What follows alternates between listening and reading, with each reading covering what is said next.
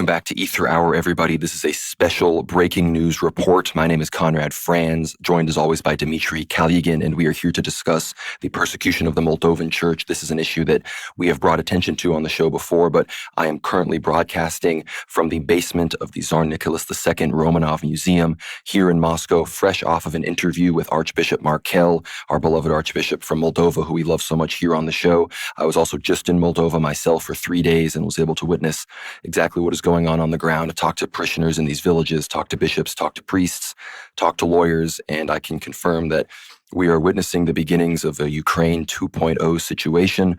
I'm not trying to be dramatic, but this is important enough for Dmitry and I to get on here for this emergency broadcast, as it were. So we're going to be discussing the Moldovan Church, the encroachment on the territory of the Moldovan Church, which is, of course, under Patriarch Kirill by this new Bessarabian Metropolia, which is, of course, supported by the Romanians and their financial backers in the European Union, in the West, and elsewhere.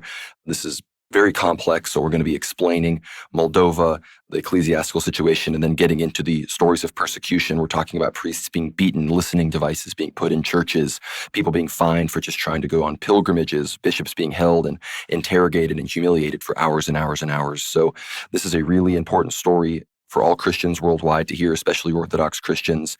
And I encourage everybody listening to this not only to share it and to try to spread the word, but also to try to get in touch with your local and federal representatives, make it known that if the U.S. is instigating any of this themselves, it should stop, or if not, the U.S. should definitely be putting pressure on the EU and the Romanian and Moldovan authorities who are grossly violating the rights and the religious freedom of the Moldovan people. So this is a very important show. I don't know how long it's going to be. Dmitry and I are just going to talk until we don't have anything else to talk about. But with all of that being said, thank you for joining me on this broadcast. Dmitry, how are you doing? Doing great, Conrad. It's a very timely recording, and it's a huge blessing that Archbishop Marcel of Balti and Faleshti took the time to speak to yourself and your colleagues today, because it was incredibly important to get the message out to Orthodox Christians around the world that it's not just persecution in Eastern Europe that's, about Ukraine, because we've been focusing on this one country due to the excesses of the Zelensky government. But in fact, there's been a very soft, quiet, under the radar persecution, physical, psychological harassment ongoing for just about the duration of the special military operation in Ukraine taking place in Moldova, the country next door. Just for those of you who geographically are as challenged as I am, Moldova essentially is a landlocked country. It has no access to the Black Sea, no access to the Mediterranean, obviously. It's completely surrounded by Ukraine on one side in the northeast, and in the southwest by Romania. So essentially, both of its neighbors are at the moment conducting themselves in questionable ways. Romania, we know, is pushing very liberal left-wing reforms inside of the country. They've, of course, stolen, the judges and the legislature in the country is completely in collaboration with the corrupt judiciary, and they've stolen the election in December of 2024. We've covered this on the show before. Romania has one of the largest NATO bases, if not the largest NATO base in Eastern Europe, situated there. This is where Ukrainian pilots, of course, train on their F-16s, which are donated to Ukraine. It's a very heavily militarized, NATOized nation. And we'll speak about what exactly the Romanian Orthodox Christian Church, the independent Romanian patriarchate, is actually doing in Moldova. But the Moldovan situation is a difficult one because on one hand, Conrad, I think, as you've probably noticed yourself, Moldova is full of refugees from Ukraine, especially from people fleeing from the Odessa Oblast, which is situated just in the southeast corner. Yeah, and the Odessa Oblast opens up Moldova through the Danube River, which is that famous river which you read about in the history of the Balkans, the history of the Roman Empire, etc., especially the Eastern Roman Empire. It's that very key trading route which was used for centuries, if not thousands of years, going back to the books about the Iliad and the Odyssey, that connects all of the waterways of Europe to the Black Sea. And it's just very interesting how Moldova is now at essentially the crux. It is the meeting point between two huge civilizations, Conrad. And you just being there in Moscow at the moment and actually seeing Chisinau, the capital of Moldova yourself, and Tiraspol as well, the capital of Pridnestrovia, that is, in the English language, they call it Transnistria, the independent territory, actually independent and pro-Russian, pro-Orthodox Christian territory of Moldova. You've seen these two cities yourself. What are your first impressions? Because, again, this really matters. Both of these places will be in the news very shortly, because on the 28th of September this year, so only in 10 days' time as of the recording of this episode, And hopefully it'll be aired very soon to all of you, our dear listeners, and you can spread the message. There's going to be a parliamentary election in Moldova, and there is a lot of politicization and a lot of agitation actually against the Orthodox Christian Church taking place there. So Conrad, give us your first impressions of Chisinau, the Moldovan capital, which a lot of people are speaking about, and in which there will be this huge political election soon, and which is at the moment really, they're trying to paint the Orthodox Church as like the negative actor in this election, as a foreign influence from Russia. No, going to Moldova was very powerful, speaking with the people in a lot of these villages in Chisinau and even in Pridnestrovia. It was very eye-opening. And it's frankly a bit eerie to see what we've seen unfolding in Ukraine for so long and now seeing the exact same thing slowly but surely creep up in Moldova, in another country, which is, of course, much like Ukraine, on the periphery of what we consider political Europe. They are contenders for the European Union. Last year, they had a referendum which was deeply corrupt that showed the people vote to amend the Moldovan constitution to say that EU membership is a integral path that they must follow. And unfortunately, that election, they very much increased and made it as easy as possible for Moldovans abroad in the West, whether that be Romania, Italy, or elsewhere, to vote in the elections, as those people, as one would guess, are more likely to vote for EU membership, whereas the country with the largest Moldovan diaspora, Russia, the Russian Federation, only allowed for the opening of 2 polling stations, despite the fact that up to 650,000 Moldovans live in Russia, which obviously 2 polling stations over the course of a week is not going to allow 650,000 people to vote. That's obviously not possible. So despite all of those restrictions, the vote only won in favor of the EU by less than 1%. So it's very clear that it was very necessary that they restrict things like this. But I'm glad you mentioned Pridnestrovia, Dmitry, because going to Chisinau, which again, it's a nice city. There are many Orthodox churches, many golden domes, but you unfortunately can't shake the Soviet influence, even in the closer to the center of the city and other places, the Khrushchev era buildings that are, perhaps the most black-pilling remnant of Soviet society.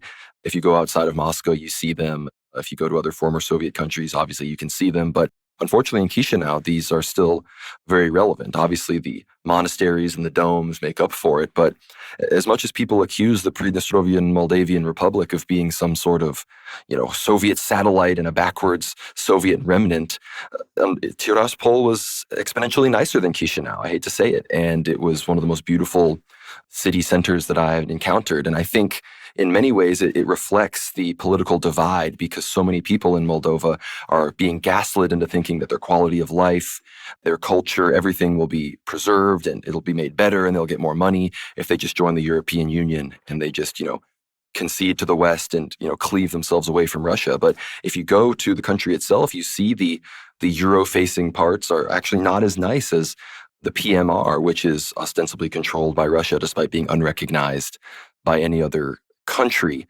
So I think the people of Moldova, who obviously 95% of them, the majority, support the canonical Moldovan Church, and many of them speak Russian, the majority speak Russia. I think if they were given an honest voice, they would see that, staying within the Russian sphere of influence is not, it would not be dooming them to some lower quality of life, because you can simply go to Tiraspol and it is a beautiful European city center. People can check out my social media on Twitter at Gnomrad if you want to see some videos and pictures from downtown Tiraspol. But regarding the church persecution, which is what we're here to talk about today, the other good thing, obviously, about Tiraspol and the PMR is that none of this is occurring there, because they are autonomous. They have passport controls and checks when entering from Moldova or from Ukraine, whichever side the people are entering on. And at this point, 200 plus churches have either been built without the permission of the Moldovan Church or stolen from the canonical church by this Romanian-backed Bessarabian metropolis. And I can confirm that 0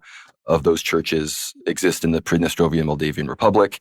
So Vadim Krasnoselsky, the Bishop of Tiraspol, Sabas, and those there have, managed to protect themselves from this schismatic behavior. But I guess it's time to just dive right into what's really going on. And there's so many stories I could tell. There's so much to get into. I guess I'll just give a brief overview. The church, of course, is being encroached upon by the Romanians. Of course, Moldova borders Ukraine and Romania. So it makes sense that after the schism in Ukraine has been fomented, Moldova would be sort of the next target of the New World Order to cleave them away from their Orthodox roots. But of course, the Metropolitan of Chisinau, Vladimir, is the head of the Moldovan Synod, which the Moldovan Synod is then autonomous, not autocephalous. So because they aren't autocephalous, they are still connected spiritually, much like Metropolitan Onufry in Kiev, to Patriarch Kirill. He sends them their chrism. They seek guidance in disputes when the bishops can't agree on things with the Synod in Moscow. When events happen in other countries that the Moscow Patriarchate, of course, has concelebrations in, the Moldovan bishops regularly travel there. And one of those examples, of course, being beloved Archbishop Markel, who I just spoke to.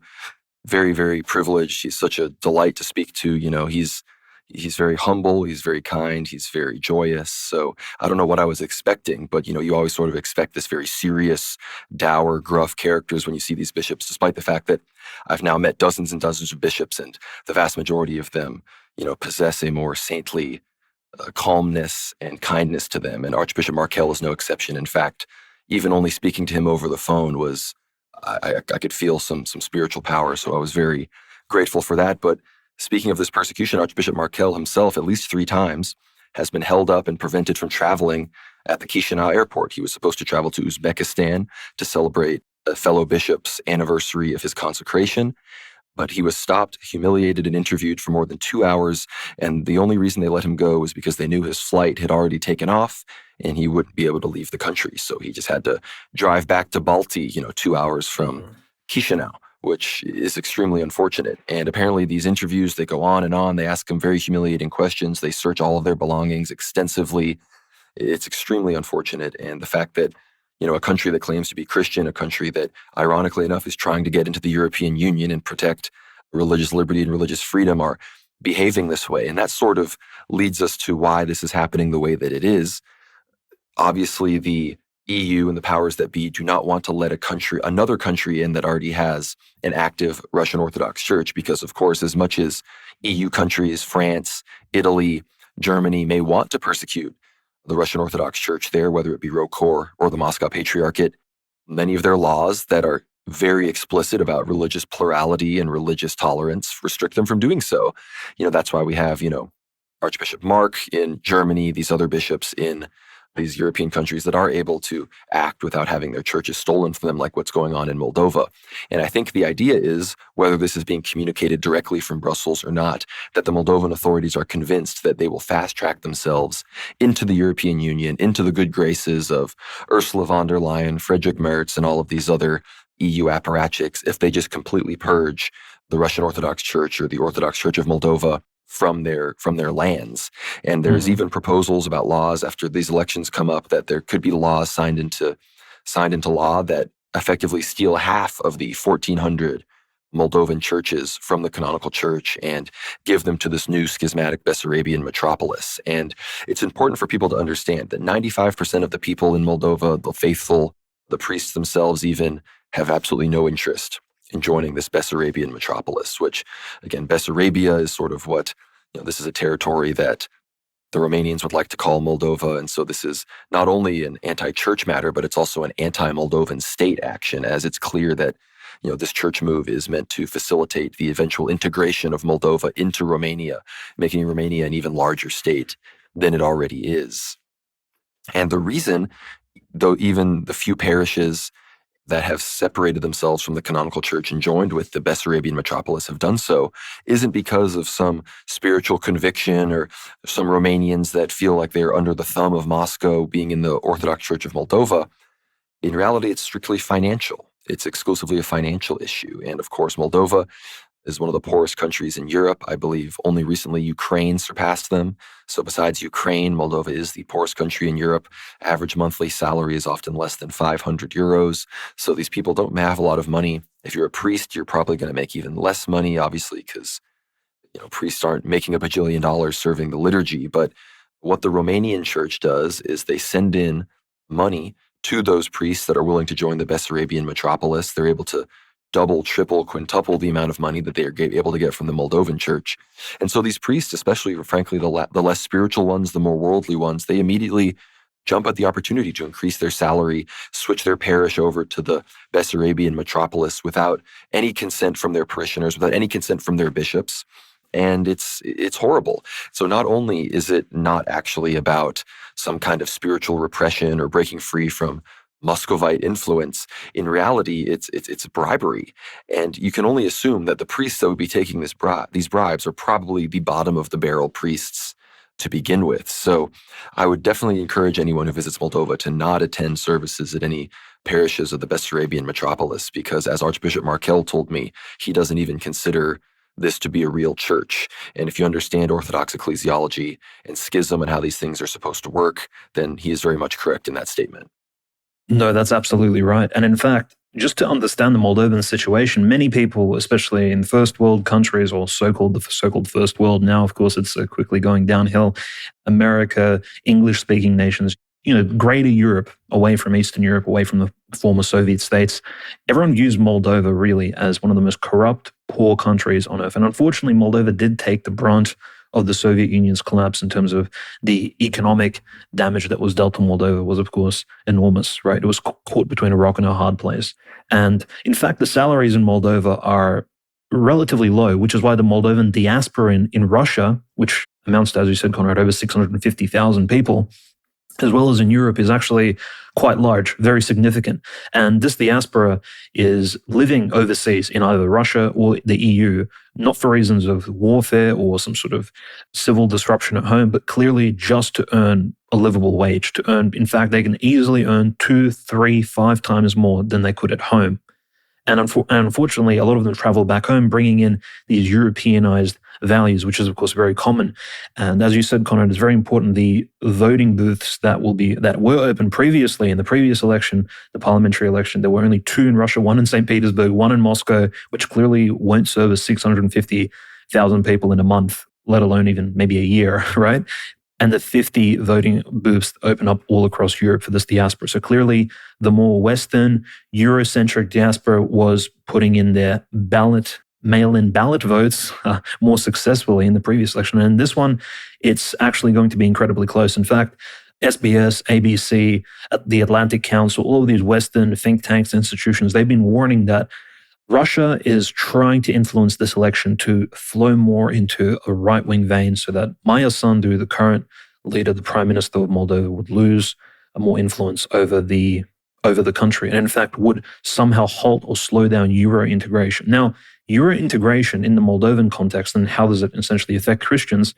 It's not just about money and the economy. Unfortunately, for Moldova, and for some reason, and this is quite corrupt and very concerning, in Moldova, the LGBTQ movement, for some reason, is receiving a huge amount of funding. For example, the Ministry of Education of Moldova, and this is under Maya Sandu, an official ministry, it's pushing transgender rights education for children. It's putting up leaflets, brochures. It's putting up posters on primary school, middle school, and high school toilet doors saying that, look, if you see a transgender person in the bathroom, do not be scared. And this is happening in Eastern Europe, in a place where, look, they haven't been culturally enriched like certain Western countries, which have been frankly occupied by liberal, degenerate ideology for a very long time.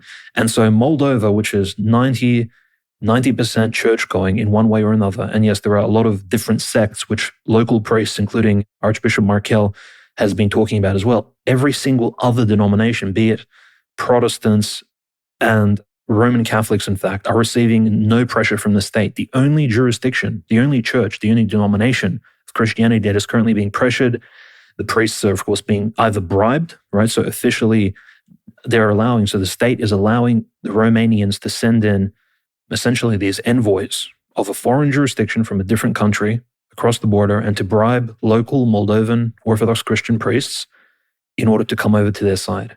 It is incredibly concerning what's going on. And frankly, the bishops of Moldova, who I think rightly so, they're calling it the sin of Judas, the sin of betrayal, because you're not supposed to take 30 pieces of silver as a priest. And yes, Moldova is a very poor country, but that shouldn't, of course, force these priests to take these enormous bribes in order to switch jurisdictions to cause schisms. And Conrad, there was a particular, very explicit story of bribery going wrong in a small Romanian town, which was caught on tape. I believe it was early this year in July of 2025, so a week or so before the veneration of the Holy Royal Martyrs in Yekaterinburg. So literally just a few months ago, where the Romanian Bessarabian jurisdiction, I believe, tried to bring a priest over, successfully so, and it failed miserably. None of the parishioners, none of the Orthodox Christian laity actually followed him. Maybe you can tell us about that. Yeah, we went to the town of Grunatsi, which is in a bit northern Moldova, central northern Moldova. It was about a 2-hour drive from Chisinau. And we met with the whole parish there, the parishioners at the village, as well as the priest, Father Victor. And Father Victor had only been there for 2 months at this point because, like you said, Dmitry, prior to that, their old priest, Father Constantine, who for the rest of this I'm just going to call Constantine, as he has been defrocked and laicized by the canonical bishop there, Bishop Jan, which is, of course, Moldovan for John. But he, yeah, I mean, not only was he taking these bribes, increasing his salary, and trying to transfer his parish over to the Bessarabian metropolis, but he even, has resorted to acts of vandalism and violence and even squatting at this point. And he had been removed from his post. The bishop was standing with the people, and they had said that we need some kind of, we need 10 signatures at least for you to be able to begin the process of moving over to the Bessarabian metropolis. And he was only able to get 9 signatures, and he only even got those 9 signatures by deceiving those 9 people that signed it. I was informed that there were maybe 2 or 3 people total in the parish community of several hundred that had any interest in joining with the Bessarabian metropolis. And the real reason that it starts to get really unfortunate and scary is we hear what the priest did afterwards. Of course, initially, the police did refuse to remove him. The police effectively stood by him. But eventually, the people witnessing what went down had to go in and physically remove him themselves. They had to defenestrate him, as it were, to take him and throw him out the door and make sure that he couldn't come in. And then eventually the Moldovan church sent Father Victor, who the people were grateful to have, and now he serves the liturgies there. But unfortunately, the priest house that is is on the same property as the parish, Constantine, the schismatic, is still sitting there. Literally, while we were in the church interviewing these people less than 20 yards away, Constantine was sitting in his house, squatting on the property, knowing that the people don't want him there, knowing that he is violating the canons of the church. And what he does nearby there at night, he sneaks on over to the parish, and these are the things that he's done. He's cut and removed the wiring that allows the church to heat itself. So in the winter, the people are going to have problems with heat. They're going to be freezing. He even removed I don't know the church specific word, the ringers, the dingers, the things inside of bells that make them ring. He removed all of those from the church bells, from the belfry, so that people can't ring bells. They have hand bells that they ring, that the altar boys ring by hand because they were deprived of that by this schismatic. He's even bribed people in his own community, attempting to get them to sign on to the paper. And the worst of all, he has apparently turned into a horrible gossip. And in the confessions that he heard from these people before they realized the wolf in sheep's clothing that he was apparently spreading these rumors, spreading malicious information, things he had learned in confessions about the people there that were trying to stay within the canonical fold of the church. So this was an egregious breach of the canons, an egregious violation by somebody who, according to all canonical law, is no longer a priest, thankfully. But unfortunately, as somebody who has much love for the Romanian church, and I love the Romanian communities in America, I love the Romanian people, this is a dark, dark stain on the Romanian Orthodox Church. And the only reason that they're able to financially do this is because the Romanian Church is deeply connected with the Romanian state, which is deeply infiltrated by those who, have already integrated it into the European Union and want to further integrate it into the West. And you would think that such a conservative country as Moldova, would be aware of this, and they are, but that's why it has to come from the outside. Much like in Ukraine, the Tomos of autocephaly had to be given by Patriarch Bartholomew to really get the ball rolling on the schism. In Romania, the Romanian church itself, canonical, powerful, very large, much larger than the Orthodox Church in Moldova, they had to use their influence. And the Romanian church, especially the bishops in the Romanian church, all directly answer to the Romanian government. I was told that even if they think it's wrong, they very much fear speaking out about this, despite the fact that the vast, vast majority of priests and lay people in Romania obviously would be against this, despite the fact that news of it likely is not making it much past the border. But the situation in Grunatsi obviously was egregious. It was very disheartening to hear that somebody who had served for decades as an Orthodox priest, had been ordained, could betray Christ for 30 pieces of silver. That's exactly what we are witnessing right now. And unfortunately, it would be bad enough if this level of bribery and betrayal by the priests was the worst thing that people had to deal with. But as I said, I mentioned Archbishop Markel. being stopped at the border. There's another bishop, Mhm. Bishop Peter, who apparently has been stopped at different borders at different times, over 28 times at this point. So he's endured 28 different hours-long interrogations, searches, humiliation rituals. And this is just something that, again, if anybody in America that has any connection with people in the State Department or in the White House, I'm going to be doing my best behind the scenes. We have to get this information there, or else in a few months and years from now, we're going to be in a full-blown Ukrainian schism situation. And I even asked Archbishop Markel if he thought there's a danger of Patriarch Bartholomew stepping in and recognizing Moldova, not necessarily as autocephalous like he did in Ukraine, but as canonical Romanian territory. And he said that that is definitely possible. He thinks it's slightly less likely in Ukraine because in Moldova and even in Romania, most people don't actually have any interest in what Patriarch Bartholomew says, which that is good. And so if Patriarch Bartholomew's bad reputation that precedes him is the only thing that prevents this from going into a real pan-Orthodox schism mode, then I'm very grateful for that. But the way that we could see that happening is if potentially the State Department, Brussels, and even the EP themselves attempt in some way spiritually or monetarily to bribe the Romanians, saying that, look, we will recognize this as your territory, Moldova I'm speaking of, if you also recognize the OCU as the canonical church in Ukraine. And obviously up till this point, the Romanians have showed no interest in doing that. However, I've always posited that they are probably the most likely of the non-Greek churches to be the first to potentially recognize the OCU, and it wouldn't surprise me if Bartholomew uses the Bessarabian Metropolia as sort of a lever with which to do that. But a big story, this is from the Cahul Diocese, not Balti, which is where Archbishop Markel is in charge, but representatives of law enforcement banned the traditional procession in honor of the Feast of the Holy Trinity. According to unofficial data, this is reported by Father Eugene Shibanu, the ban was related to the Pride March that was being held at the same time. So we are literally seeing church processions, cross processions being canceled in favor of gay sodomy parades. And at the same time in Chisinau, at a very similar time this past summer, during a march supporting family values that took place actually at the same time as the LGBT parade, police used pepper spray against the participants. There was reports of a physical assault on a priest, Father Petru, who was roughly pushed down to the ground. The young son of one of the participants was forcibly separated from his father and hit his head on the asphalt after being pushed to the ground by police.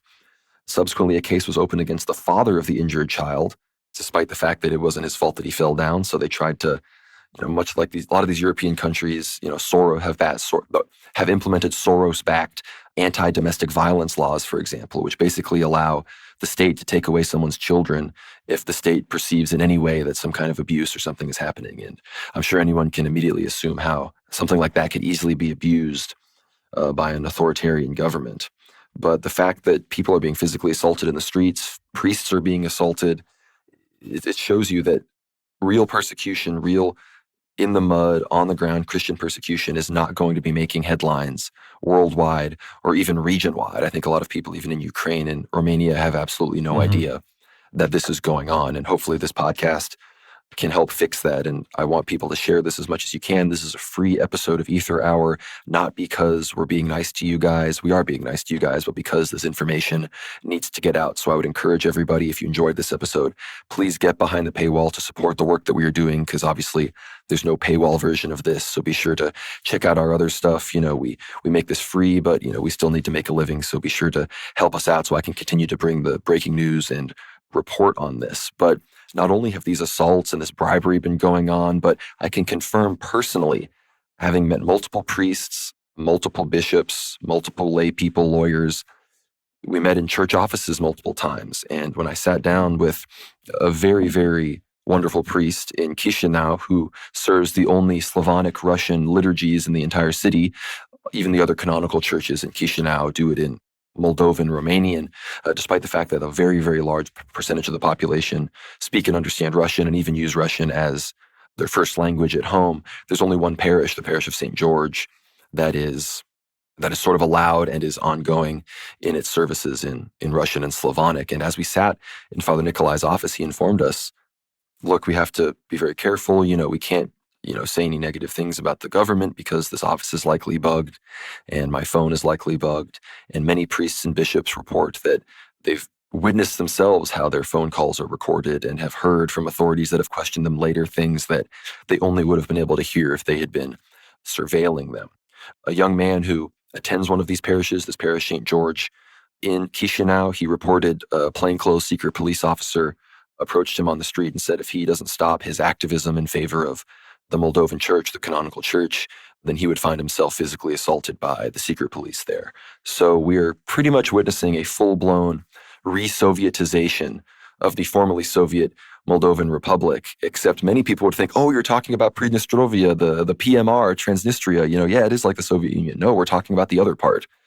I think Vadim Krasnoselsky was correct when he said Pridnestrovia is not a remnant or a sliver of the Soviet Union, but a remnant and sliver of the Russian Empire. And I can assure you that the cathedral in Tiraspol, the monastery south of Tiraspol, which has a holy elder, Elder Paisi, who I've heard is spiritually gifted, even in other places, Bender, these other cities in Chisinau, no one is being bribed. There's no parishes being stolen. There are no people having their confessions leaked. There are no people getting beaten up, priests or otherwise, and there's no secret police threatening to disappear people if they continue to advocate for the church. So I think that's a pretty striking distinction there. And as I mentioned earlier, the PMR, Tiraspol, it's clean, it's nice. It's very clear that one can still exist within the Russian sphere of influence. One can maintain their canonical connection to Moscow. One can maintain their autonomous synod in a Moldovan way without, I don't know, conceding to some Russification or whatever it is that they're trying to accuse everybody of. Archbishop Markel, everybody there made it very clear to me that there's no line coming from Moscow. There's no line anybody has to toe. The only people forcing a specific line or a specific point of propaganda are the Romanians and, of course, their major allies in the Moldovan government. And you mentioned Maya Sandu, Dmitry. Maya Sandu is a Romanian citizen. She was, of course, born in Moldova, but she had to swear an oath to Romania and obtain citizenship there. So clearly she's on the side of these people who want to integrate Moldova into Romania, despite the fact that, again, the vast majority of Moldovans who are, yes, they themselves might be Russified Moldovans due to years in the Soviet Union and years in the Russian Empire, or rather being connected and allies with different Russian imperial leaders. Russian is spoken by the vast majority of people there. So this idea somehow that they need to be freed from some kind of occupation is total nonsense. These people want their canonical church. They want Moldova to not enter the EU and NATO, and they want Moldova, much like Serbia, much like the real patriots in Ukraine, and much like Belarus, they want it to maintain its historic connection to the Third Rome, because Moldova, it's statistically speaking, at least, the most Orthodox country in the world. So it would make sense that they would want to cleave to the current center of Orthodoxy, which is Moscow, as opposed to, concede to even more of these gay pride parades and this pro-vax nonsense that, of course, would come from the European Union. And I just want to make it clear for those that might not be aware of Archbishop Markel and, how much we love him here on the show. We became aware of him ages ago before we even started World War Now, when he spoke out against the vaccinations. And I want to read his quote here. He said, "Run away from it. Don't receive it, because the vaccine is the endpoint of the Satanist globalists for whom they invented the coronavirus, attributing to it much more terrible characteristics that they really are. Protect Christians from the vaccine and explain to them what its danger is. The vaccine proposed by the globalists and also claimed with their money does not seem to you to be like alms. It is the trap that deprives us of freedom as a holy gift received from God." And I even asked him about this specifically, and he said that he actually knew many, high-level famous Moldovan doctors who informed him about the evil of this mRNA technology and the evil of these vaccines. And of course, Archbishop Markel is obviously also active against the LGBT propaganda and all these other things. So it's clear that while, yes, the Russia angle is sort of the immediate pressure point, and the Russophobia is what's the motivating factor. They claim to be driving out Russian influence.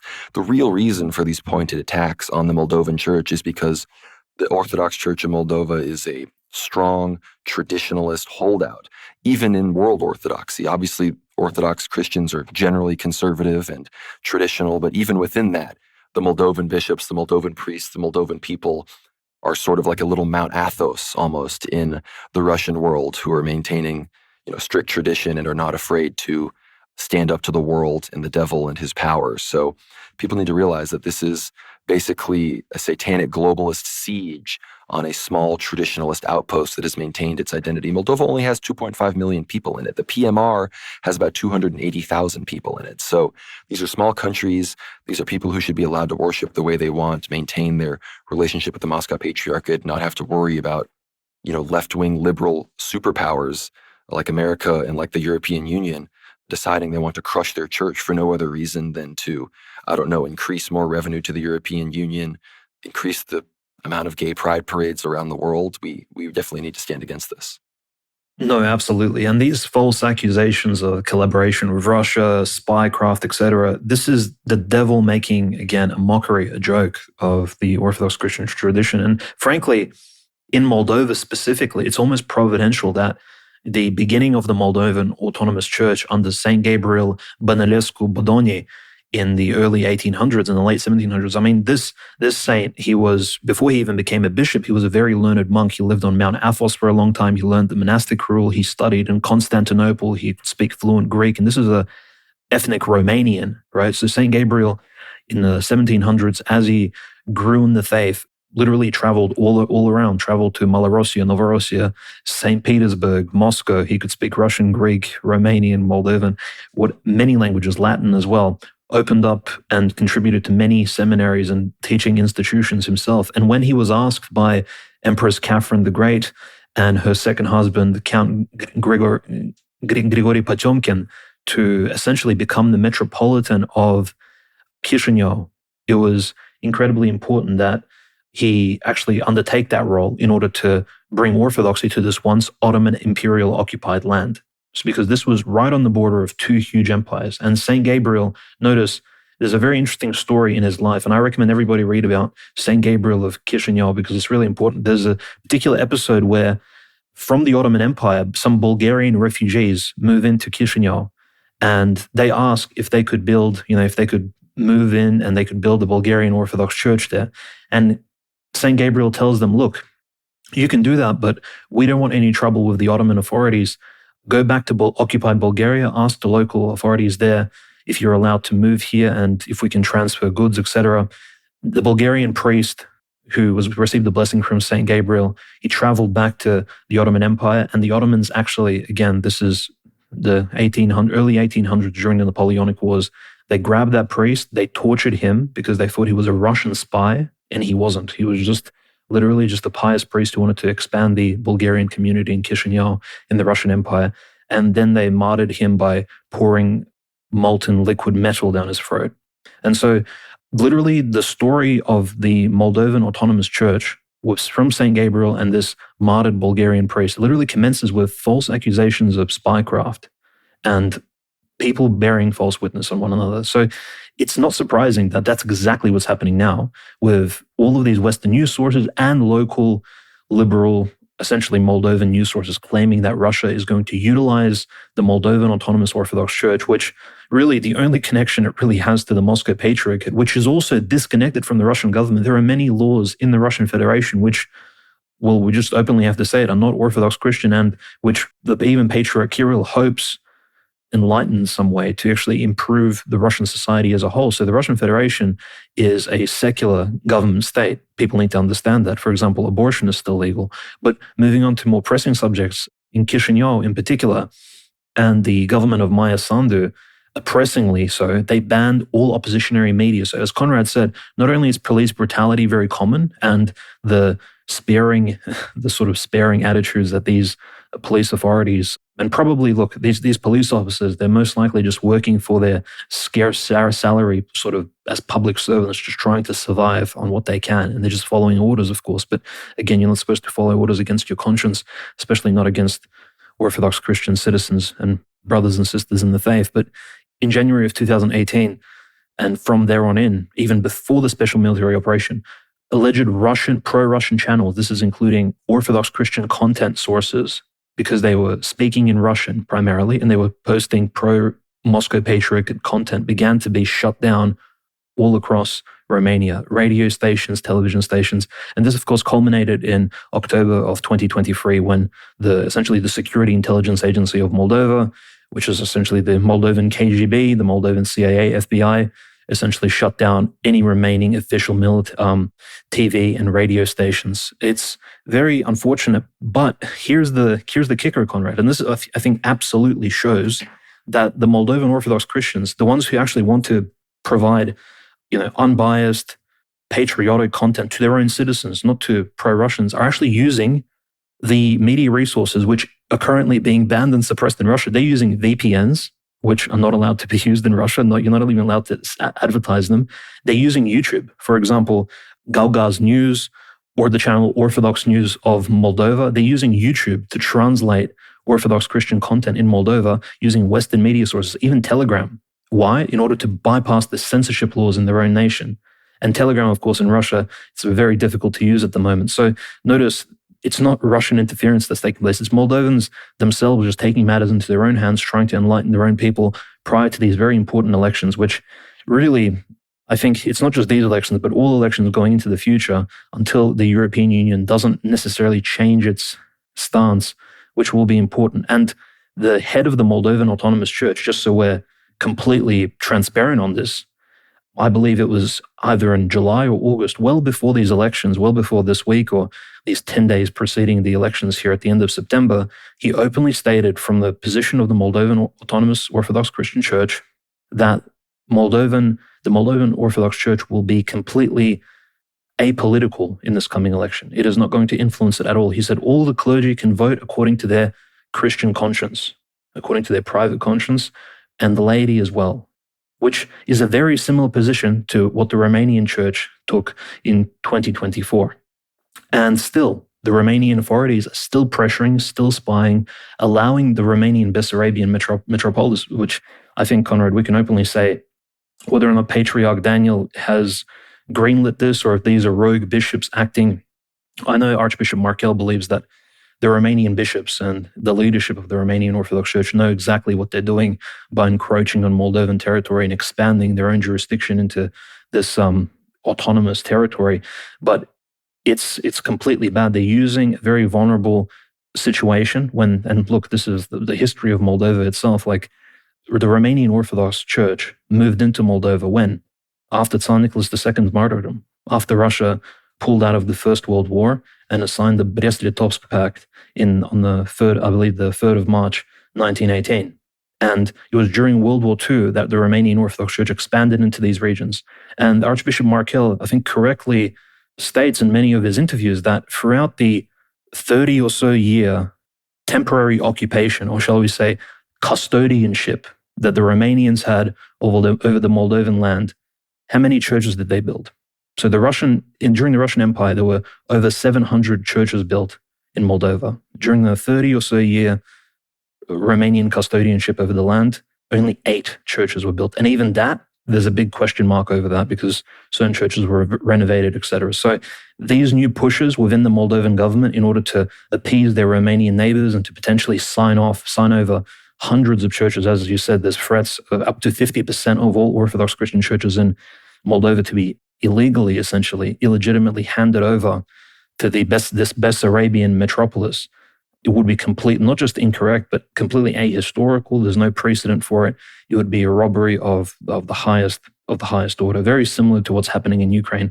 And frankly, notice how the devil really aims for those who with protecting the church from the very beginning. Archbishop Markel not only spoke out against the vaccines, not only spoke out against the liberalization and essentially degeneration of his own society and his nation. He's a true patriot. He's a true Moldovan patriot. And we can honestly say this, that he also defended the Ukrainian Orthodox Church of Metropolitan Onufri when, frankly, nobody else really saw the persecution escalating. So now he's in the crosshairs of the entire Moldovan Autonomous Church, and I think can really see it coming in this election. It's being used to demonize Orthodox Christians in Moldova, claiming that they're somehow going to influence the election in a pro-Russian way, when really the Moldovans are split fairly evenly, in fact. And it's all about the Moldovan people letting them actually decide their fate, whether they want to go towards Europe or go towards Russia. No Maidan is required. No CIA NGOs are required to go in. And again, God forbid something goes wrong.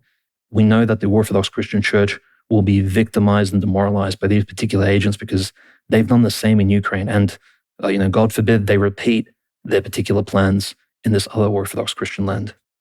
No, it's very true. And Archbishop Markel made that point very clear, like you said, that as much as people claim Moldova as rightful Romanian territory or Moldovans aren't real, they're just Russified Romanians or something like that, it has always been Russia and it's always been the Moldovan people themselves that have, implemented their vision for the church, that have followed the Holy Spirit and have Christianized Moldova. The Romanians, I'm not going to throw any accusations, but it's clear that they did not contribute as much to the Orthodox foundation of the current Moldovan state as these other people have.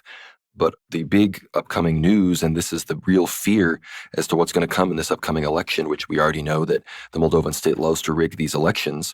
Cultural Minister Sergio Prodan, who of course is very much against the church, very much a globalist, he believes that historical and architectural monuments should belong to the state. He stated this on Monday evening on TV8, this is a few weeks ago, emphasizing that this also applies to churches. If these buildings are historical and cultural monuments, they should belong to the state, and their use should be in consultation with local communities. This is a direct quote. He goes on, Prodan believes it is wrong that in 2003 and 2005, the government ceded more than 1,000 buildings to the Metropolitanate of Moldova, a significant portion of which are historical and architectural monuments. These orders were challenged in court by the Metropolitanate of Bessarabia. Those are the Romanian-backed schismatics.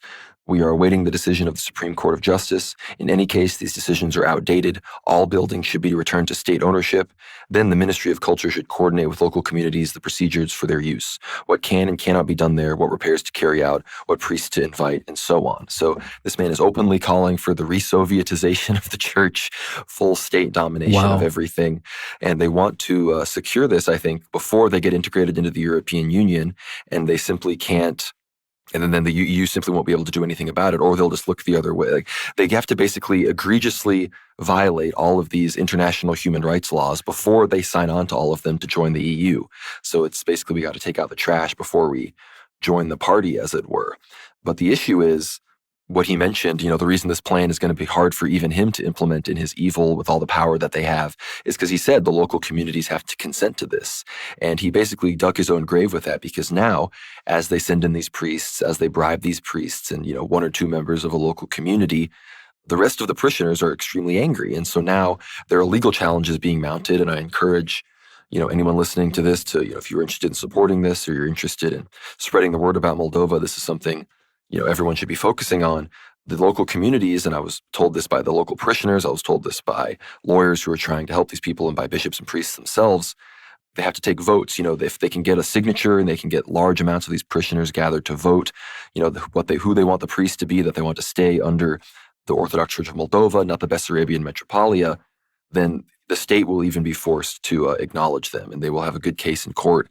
And many think that, they might stop some of the overt persecutions if the vast majority of these 1,400 plus church parish communities communicate and make it very clear, democratically at least, that they have no interest in participating in this schism. They have no interest in betraying Metropolitan Vladimir, Patriarch Kirill, and that the Moldovan people are going to stand on this. And like you said, Dmitry, all Russian language and opposition media is banned. If they find out that you are one of these people that listens to Russian stuff at home, they're definitely going to consider you an enemy. And this leads to the TV and radio that is on the airwaves in Moldova is just some of the most slop, evil propaganda ever. So most of the people have to just turn it off anyway, which that's a bit of a blessing now that the traditional people have no excuse to be watching the glowing television, the black mirror, of course, that brainwashes people. But the Moldovan media space is egregious. I don't think people in the West would believe it if they knew what was really going on.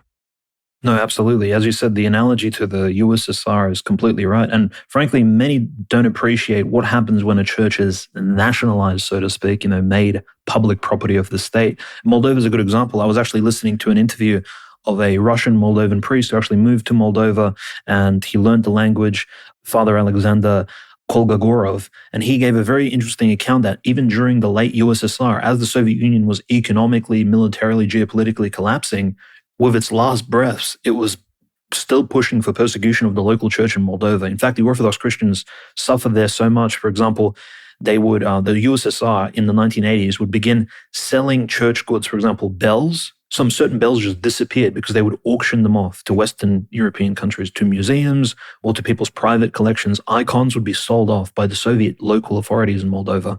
There were obviously silver, gold chalices, instruments essentially used in the liturgy and the worship, which really shouldn't be touched by, unclean hands, which were either melted down or simply disappeared. And the local Soviet authorities, which, had these churches turned into museums, they simply said that, look, these valuable instruments and metals they signed off as, they were rotting over time. I mean, I'm sorry, but, they were going bad. And they simply, through corruption, the state completely tried to destroy the church just before the 1990s came around. And obviously, unfortunately for Moldova and Pridnestrovia, the 1990s didn't necessarily bring the same sort of peace that many people thought. During the civil war in Moldova between Pridnestrovia and Moldova, there was a huge rise in sort of Romanian-esque Moldovan nationalism, which brought a lot of strife to people's lives. And one of those points of contention was that, yes, they viewed the Russian language as the language of the Bolsheviks, the Soviets,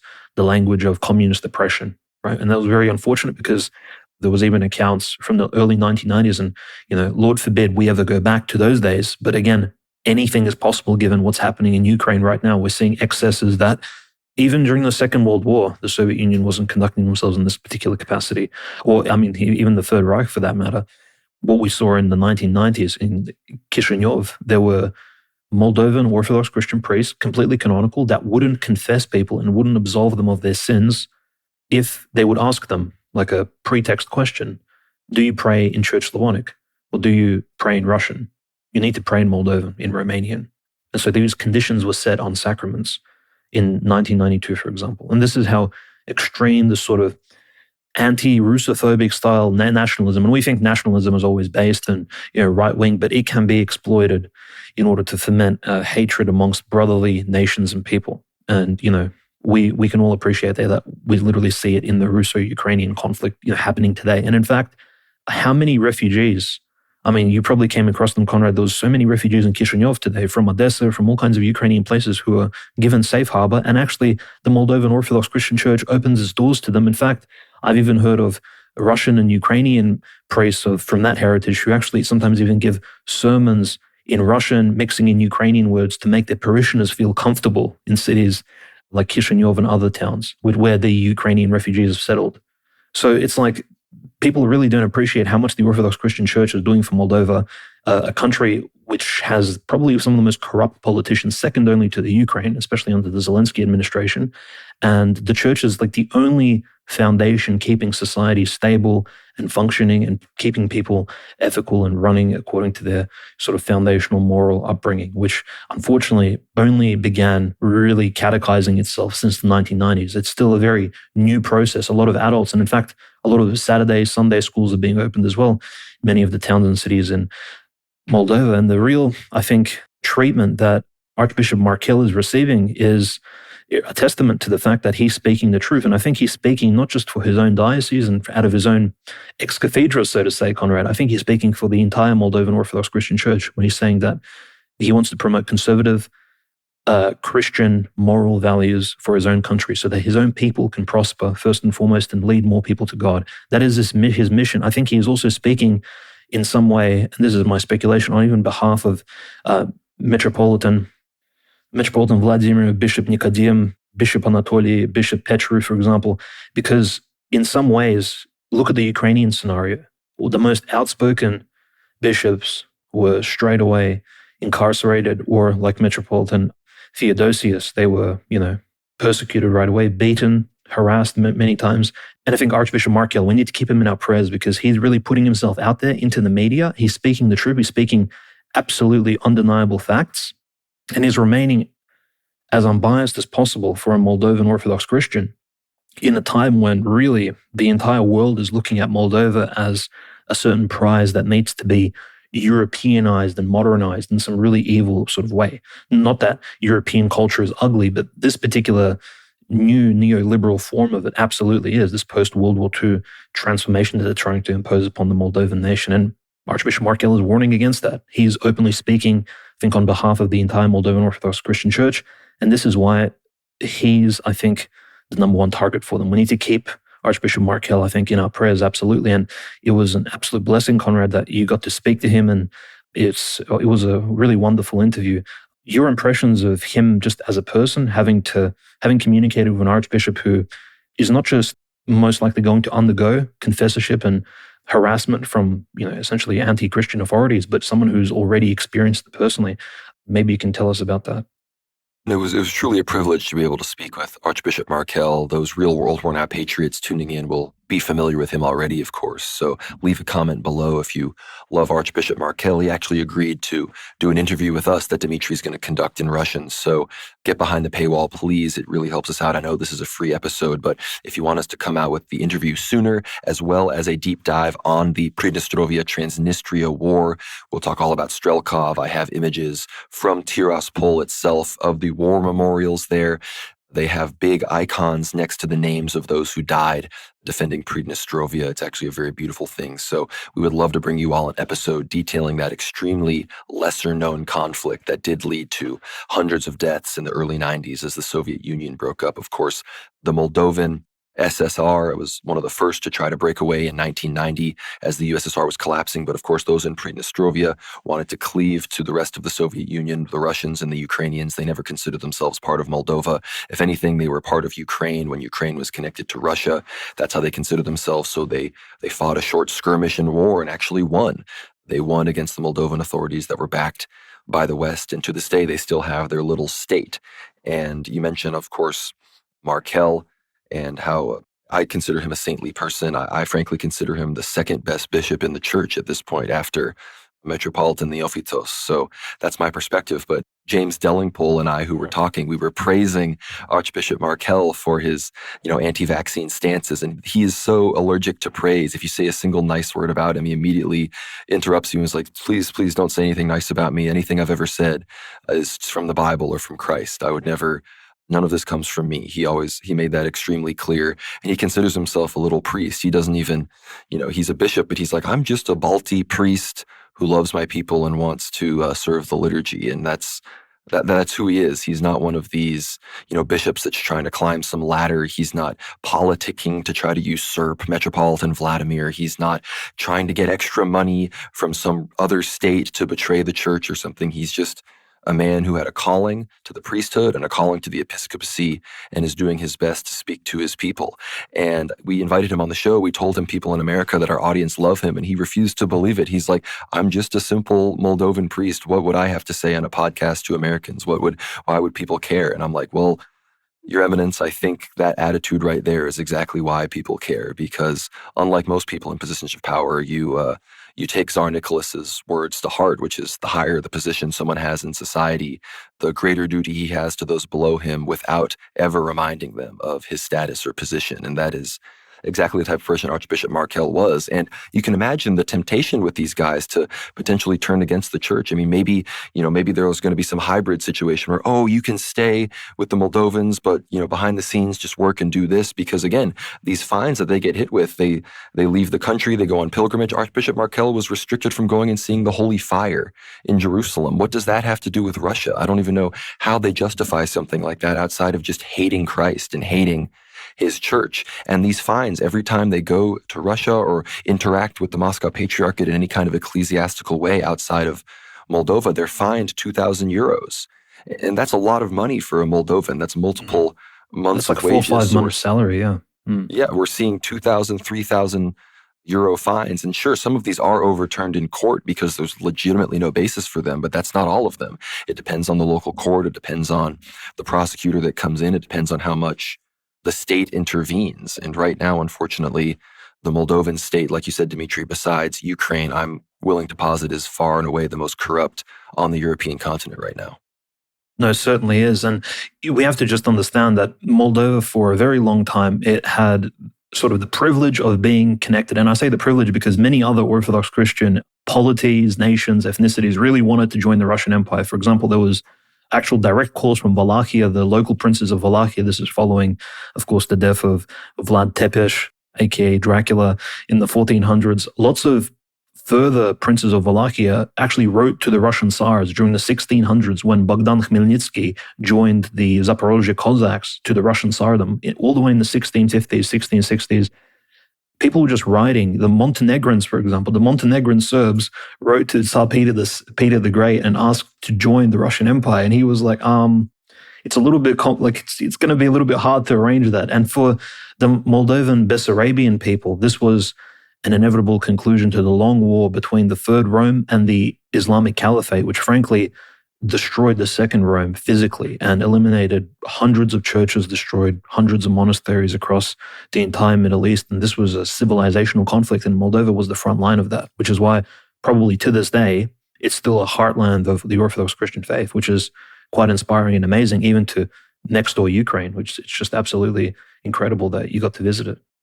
No, it was a pleasure, and I really hope that, again, who knows how much an effect any of this will have. It would be really unfortunate if there's a victory from the Maya Sandu's party, the liberal party that's currently in power, because all the bishops and priests and the faithful there are very much convinced that if they secure another victory in this election, fully cementing total control over Moldova, that within months a total ban on the Orthodox Church of Moldova will come into place. And I think that first move would be through that cultural office that I explained before. At least half, so over 700 of these buildings would be transferred over to the government as cultural sites. And it's such a perfect analogy, because there's the powers that be never want to be openly anti-Christian. They never want to say, you have to reject Christ, and that's what we want, because Christians would immediately know what was up and happily embrace martyrdom. But they, much like it was confusing as to how exactly, burning a pinch of incense to the emperor god that you don't really believe in is apostasy, many people might not understand how, just transferring over from one bishop to another to this Romanian church, how is that apostasy? Well, it's the exact same thing as burning the pinch of incense before the emperor. You have to trust God. You have to be willing to die even for, quote unquote, the minutia of the faith. And I think you mentioned all the monasteries as well as the parishes. I visited some incredible monasteries. I heard what, frankly, might be the most beautiful chanting I'd ever heard of in my entire life at a monastery in Moldova. But an encouraging fact that Archbishop Markel informed me about is that not a single monastery in all of Moldova has switched over to the Bessarabian Metropolia. There are 5 new monasteries that the Romanian government and Romanian church have sent monks into Moldova to establish new ones, but not a single of the historic old monasteries, many of these have hundreds of monks at them, not a single one of those has betrayed the faith and abandoned the Moldovan Orthodox Church and joined with these schismatics. But it's important to realize that the reason that the Romanian church has so much money isn't because the Romanian church is necessarily the richest thing ever. The Romanian government provides all of the money to pay the salaries of these schismatic goobers that steal bells, assault parishioners, and generally interfere with communion and the administration of the sacraments of Christ. But Archbishop Markel, he has testified before the 59th UN Human Rights Council. He's been doing his best to raise awareness, and he himself even told me he really thinks that if word about this can get to J.D. Vance specifically, who we know J.D. in the past, vice president, has spoken out against the persecution of the Ukrainian Orthodox Church, which is a good sign that if we can potentially raise some awareness, get this to the desk of J.D. Vance, maybe even get this on J.D. Vance's timeline. We know he follows a lot of people on X that we are familiar with. So if we could get eyes on this, make sure we spread this around, it would really do a service to suffering Orthodox Christian brothers that are never going to get their day in court, both physically in their country, legally, or in the media, that, of course, is going to side with their oppressors. So as we start to wrap this up, Dmitry, if you have any final thoughts on Moldova, Pridnestrovia, the persecution, where we go from here, Orthodox ecclesiology, schism, please let us know. Yeah, I think, just reading the lives of certain Moldovan, Romanian saints, you really see big analogies with what's happening today. In fact, it's almost just as bad as the Ottoman occupation was of these Orthodox Christian lands. The European occupation, or at least I don't even want to say European because Moldovans are European, they are Indo-European people. It's the ideological, liberal occupation, this foreign ideology. It's completely, whatever this cultural Marxism is that they're trying to force upon people, it's not organic. And they even called it like the Ministry of Culture, the Ministry of Education in Moldova.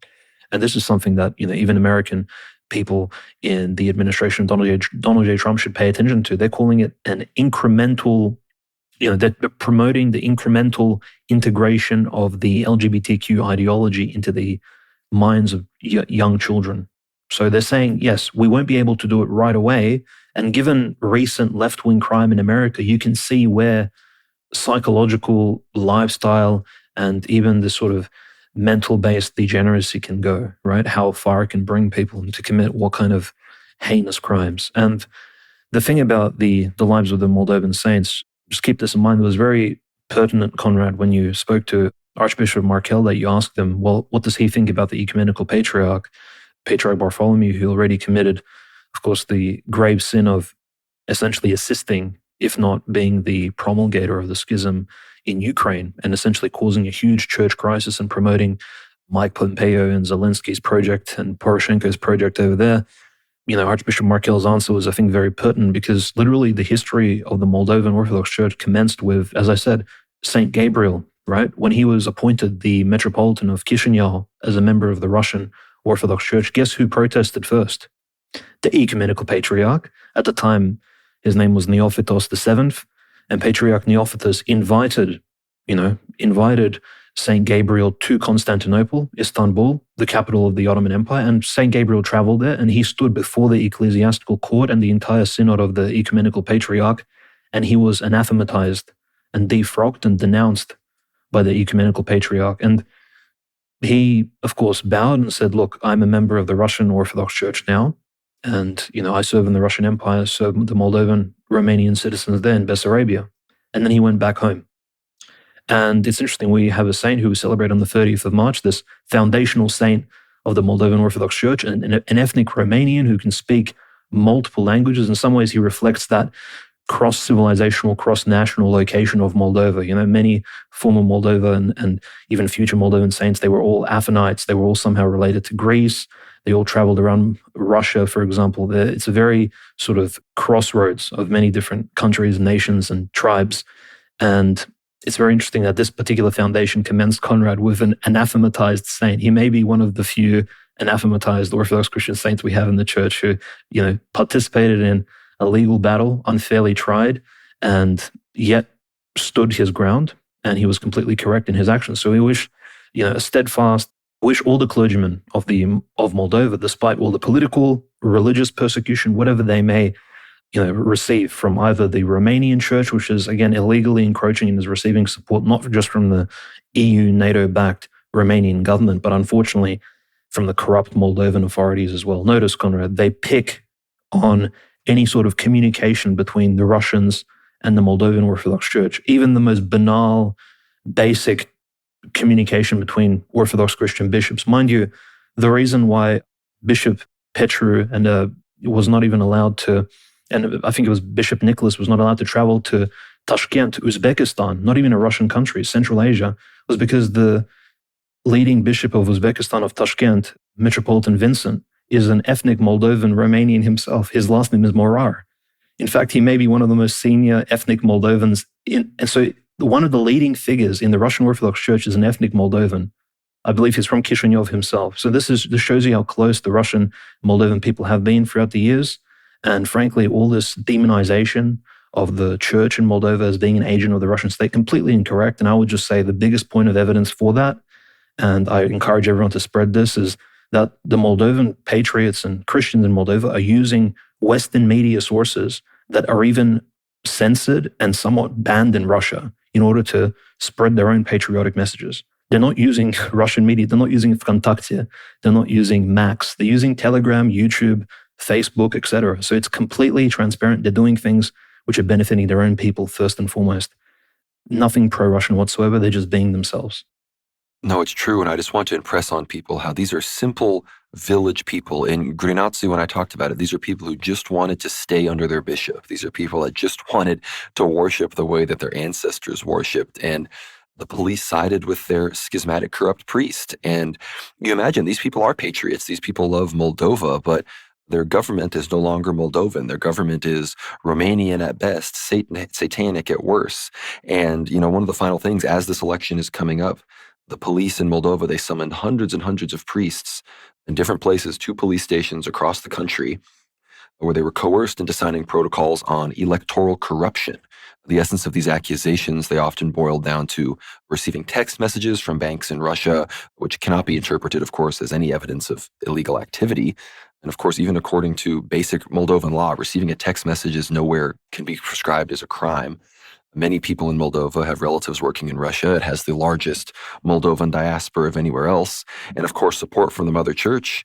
the Orthodox Church of Moldova being a self-governing part of the Russian Orthodox Church, receiving financial support for building churches and other parish activities is not a crime. However, when you understand what that imbecile, the Minister of Culture, said about the state having the rights over all of these cultural centers, it maybe in his mind, the Russians funding anything to do with the church is a crime and an encroachment on the rightful territory of this communist authoritarian Moldovan government. But I think we've reached the end here. I really want to encourage everybody, if you're listening to this, like this, share this. If everyone listening to this shared this would make a huge difference in helping the people of Moldova. So please, please share it. Share it with anybody that you know. Share it to your communities at your parish. Send it to your priest. Regardless of what jurisdiction you are in, this is something that shouldn't divide Greeks, Russians, Antiochians, Serbs. Everybody in the Orthodox world should be able to recognize that this is wrong.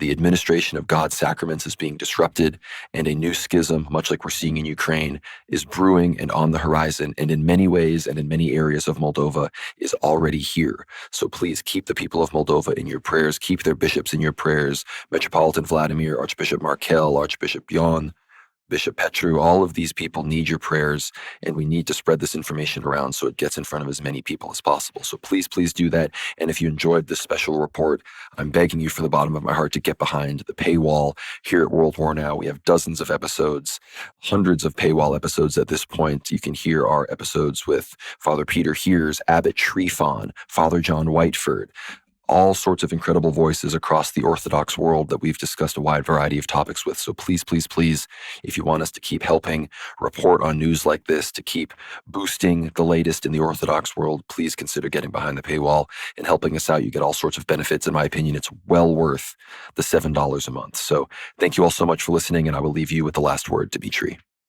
Yes, absolutely. It was a huge privilege, of course, Conrad, to hear your thoughts.